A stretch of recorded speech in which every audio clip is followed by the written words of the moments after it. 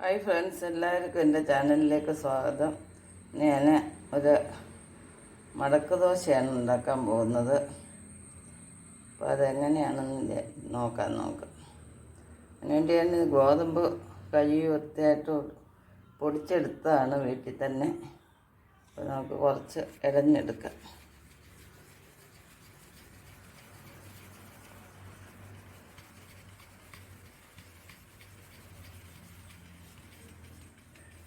നമ്മൾ പൊടിപ്പിച്ച് കഴിയുമ്പോൾ ഇങ്ങനെ ഇടഞ്ഞു കഴിഞ്ഞാൽ എന്തെങ്കിലും കരട് അഴുക്കോ ഉണ്ടെങ്കിൽ ഇനി പോകുന്നതാണ്. ഇത് ശുദ്ധമായ ഗോതമ്പൊടി ഇങ്ങനെയാണ് നമ്മൾ ഉണ്ടാക്കിയെടുക്കുന്നത്. നമ്മൾ ആവശ്യത്തിനുള്ള ഗോതമ്പൊടി എടുത്തിട്ടുണ്ട്. ഇനി ഇതിലേക്ക് നമുക്ക് ഉപ്പ് ഒഴിക്കാം. ഞാനെപ്പോഴും ഉപ്പ് കലക്കി ശുദ്ധീകരിച്ചാണ് ഉപ്പെടുക്കുന്നത്. ആവശ്യത്തിന് വെള്ളം കുറേശ്ശെ എടുത്ത് ഒഴിക്കുക. നമ്മൾ പരലുപ്പ് വാങ്ങിച്ച് നന്നായിട്ട് കഴുകി എടുക്കുമ്പോൾ അതിനൊരു നല്ല വൃത്തിയുണ്ട്. പൊടി കലക്കുമ്പോൾ എപ്പോഴായാലും കുറേശ്ശെ വെള്ളം വേണം ഒഴിക്കാൻ, ഒന്നിച്ചൊഴിക്കരുത്. എല്ലാം കലക്കി എടുത്തിട്ടുണ്ട്. ഈ തിക്നെസ് വേണം നമുക്ക് മാവിന്. ഒരു 10 മിനിറ്റ് നമുക്കിത് റെസ്റ്റ് ചെയ്യാൻ വെക്കാം. നമുക്ക് വേണ്ടുന്ന തേങ്ങയാണ്, പിന്നെ പഞ്ചസാര. ഒരു മണത്തിന് വേണ്ടി ഞാനൊരു 2-3 ഏലക്ക എടുക്കുന്നുണ്ട്. എടുക്കുന്ന ക്വാണ്ടിറ്റിക്ക് അനുസരിച്ച് ചേരുവകളെല്ലാം ചേർക്കാവുന്നതാണ്. ഏലക്ക പൊടിച്ച് ഈ തേങ്ങയിലോട്ട് ചേർക്കുകയാണ്. ആവശ്യത്തിന് മധുരം നമുക്ക് ചേർക്കാം. എന്നിട്ട് നന്നായിട്ടൊന്ന് ഇളക്കിയെടുക്കാം. മധുരം ബാലൻസ് ചെയ്യാനായിട്ട് നമുക്കൊരു പിഞ്ച് ഉപ്പിടാവുന്നതാണ്, കൂടിപ്പോകരുത്. നല്ല രീതിയിൽ മിക്സ് ചെയ്തെടുത്തിട്ടുണ്ട്. ഇനി നമ്മുടെ മാവ് എന്തായാലും നോക്കാം.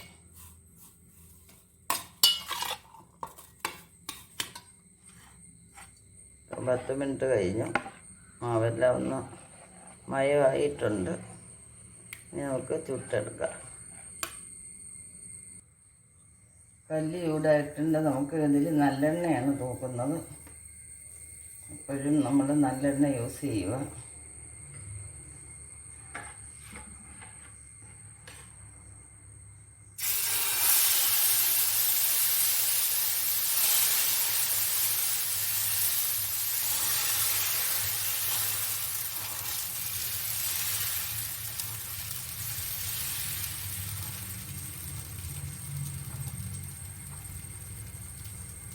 നമ്മുടെ ദോശ ഒരു വശം മൂത്തിട്ടുണ്ട്. ഇപ്പോൾ തിരിച്ചിടാം.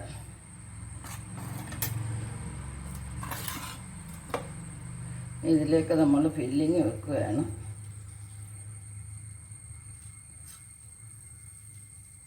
ഫില്ലിങ് നടുക്ക് മാത്രമായിട്ട് വെക്കുക. 2 സൈഡും നമുക്ക് ഇങ്ങനെ ചെയ്യുന്നില്ല.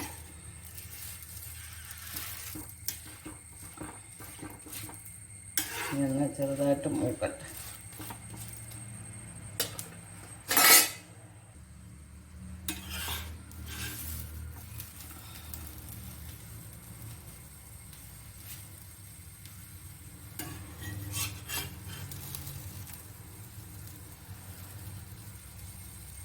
ഇപ്പോൾ നമ്മുടെ മടക്ക് ദോശ ശരിയായിട്ടുണ്ട്. ഇതുപോലെ നമുക്ക് ബാക്കിയെല്ലാം ആക്കിയെടുക്കാം.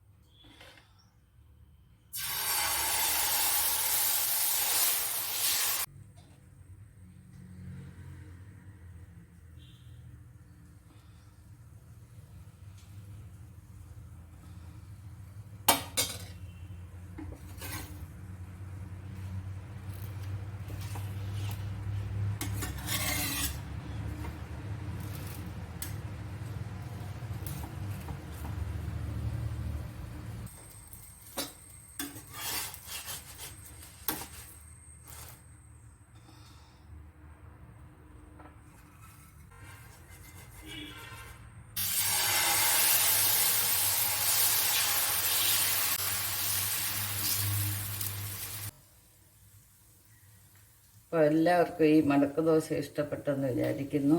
വളരെ പെട്ടെന്ന് തന്നെ ചെയ്തെടുക്കാവുന്ന ഒരു ദോശയാണ്.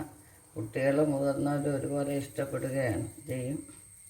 ഇതുവരെ എൻ്റെ ചാനൽ സബ്സ്ക്രൈബ് ചെയ്ത് ആരെങ്കിലും കാണുന്നുണ്ടെങ്കിൽ സബ്സ്ക്രൈബ് ചെയ്യുക. നമുക്ക് വെറുതെയും കഴിക്കാം, കൂട്ടാൻ്റെ കൂടെയും കഴിക്കാവുന്നതാണ്. ഞാനിവിടെ തക്കാളി കൂട്ടാനാണ് എടുത്തേക്കുന്നത്. അപ്പോൾ നെക്സ്റ്റ് ഒരു വെറൈറ്റി ആയിട്ട് അടുത്ത വീഡിയോ കാണാം. എല്ലാവർക്കും ശുഭദിനം ആശംസിച്ചുകൊണ്ട് ബൈ ബൈ.